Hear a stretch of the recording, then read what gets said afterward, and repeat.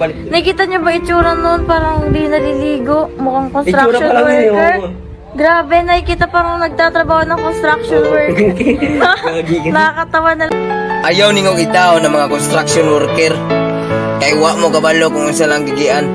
Uy, nun-anar na sila. Sige kunitog pala, bali-bali ng balas, sige pasan ng kabilya. Pero baliwala na nasa ilaha. Ang importante mapakaon og sakto ang ilang pamilya. Construction worker?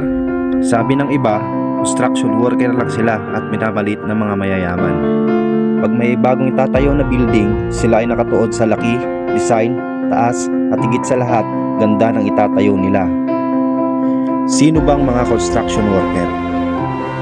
Sila lang naman po yung nakatapos ng elementarya at high school na may mababang uri ng pamumuhay kung ituring ng ilan. Sila yung nagtatrabaho sa ilalim ng tirik na araw o sa matataas at malalaki at delikadong building. Sila yung hindi iniisip na mahulog o mabagsakan na mabibigat na bagay sapagkat iniisip nila kung paano bubuhayin ang kanilang pamilya sa tamang paraan na walang inaapakan na tao. Sila yung kahit mahirap at mabigat na trabaho, umulan umaraw, tuloy lang sa pagtatrabaho. Pero maliit ang sweldo, tinitiis nila para sa pamilya. Ganito nila kamahal